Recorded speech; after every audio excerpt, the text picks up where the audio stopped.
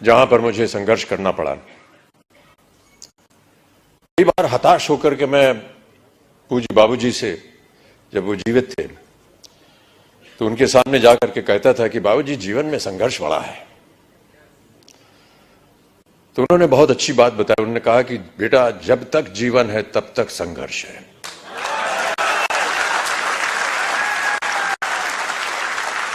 और आप भी मान लीजिए कि आपके जीवन में प्रतिदिन प्रतिक्षण ये संघर्ष रहेगा और आप लोगों को वादा करना पड़ेगा कि ये संघर्ष में आप लगे हैं, आगे भी आगे आप संघर्ष करते जाएंगे ताकि जो भी कार्य आप उठाएं उसमें वो संघर्ष जो है वो नजर आए। जिस दिन लोग आपके संघर्ष को सम्मानित करेंगे उस दिन आपका पदार्थ जो है वो ऊंचाइयों पर पहुंच जाएगा।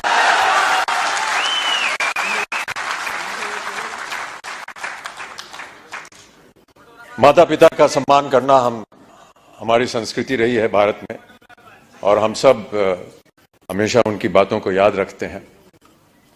कई बार बाबूजी से पूछता था कि मेहनत करने के लिए क्या करना चाहिए। उन्होंने कहा कि काम करना चाहिए और समय से काम करना चाहिए। एक संस्कृत का श्लोक उन्होंने मुझे बताया कि सूर्योदय चास्तमय चशाइनम जहाति लक्ष्मी रवि चक्रवर्तीनम।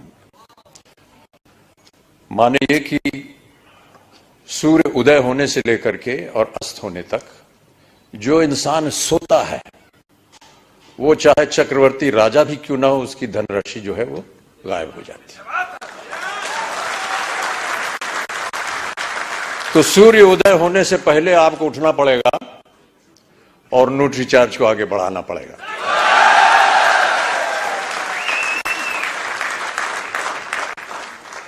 हनुमान जी की एक कथा है। हनुमान जी ने कहा था कि ईश्वर से कि हमको शिक्षा प्राप्त करनी है, ज्ञान प्राप्त करना है, क्या किया जाए, किसके पास जाए।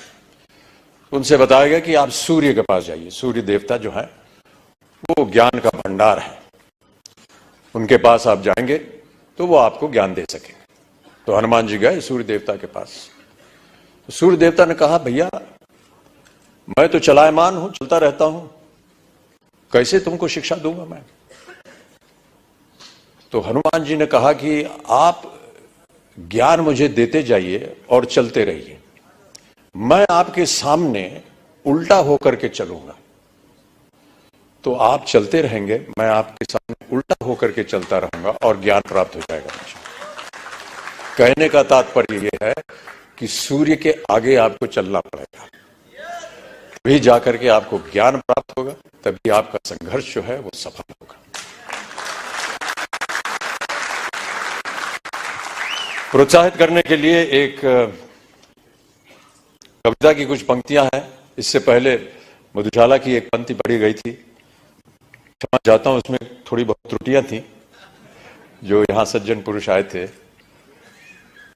उसको मैं दोबारा एक बार सुनाना चाहूंगा आपको कि मदिरालय जाने को घर से, मदिरालय जाने को घर से चलता है पीने वाला, किस पथ से जाऊं असमंजस में है वो भोला भाला। अलग अलग पथ बतलाते सब, पर मैं ये बतलाता हूं कि राह पकड़ तू एक चला जल, पा जाएगा मधुशाला।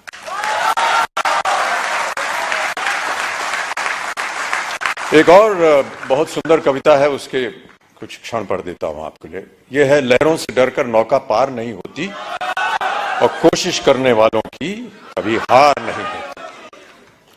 नन्ही चींटी जब दाना लेकर चलती है, चढ़ती दीवारों पर 100 बार फिसलती है। मन का विश्वास रगों में साहस भरता है, चढ़कर गिरना गिरकर चढ़ना न अखरता है। आखिर उसकी मेहनत बेकार नहीं होती, कोशिश करने वालों की कभी हार नहीं होती। तो आपकी कोशिशें हमेशा बनी रहें। आपका सहयोग रहा है। जिनको भी आज पुरस्कार दिया गया है उनको मैं अपनी ओर से एक खास बधाई देता हूं और उम्मीद करता हूं कि इसी तरह हर कार्यक्रम में आपके साथ जब मैं आऊं तो और भी लोग पुरस्कार प्राप्त करने के लायक हों और मैं उनके साथ उन्हें पुरस्कार दे सकूं, उन्हें प्रोत्साहित कर सकूं। अंत में जाने से पहले बाबूजी की एक और कविता की कुछ पंक्तियां आपको सुनाना चाहूंगा। इस कविता का शीर्षक है अग्निपथ। अग्निपथ बाबूजी ने लिखी थी उस जमाने में जब भारत अपनी स्वतंत्रता के लिए लड़ाई लड़ रहा था अंग्रेजों के खिलाफ।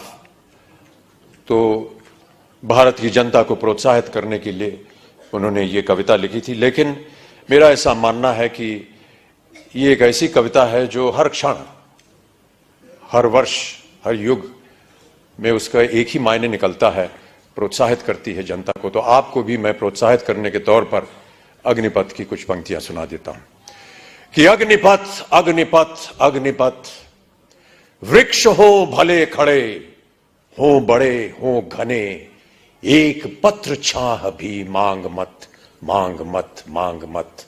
अग्निपथ अग्निपथ अग्निपथ, तू न रुकेगा कभी, तू न मुड़ेगा कभी, तू न झुकेगा कभी, कर शपथ कर शपथ कर शपथ। अग्निपथ अग्निपथ अग्निपथ, ये महामनुष्य है, चल रहा मनुष्य है, अश्रु श्वेद रक्त से लथपथ लथपथ लथपथ। अग्निपथ अग्निपथ अग्निपथ। मैं आशा करता हूं कि आप सब इस अग्निपथ को स्वीकारें और इस पथ पर चलकर अपने श्रम से, अपने कार्य से इस अग्नि परीक्षा को पार करें।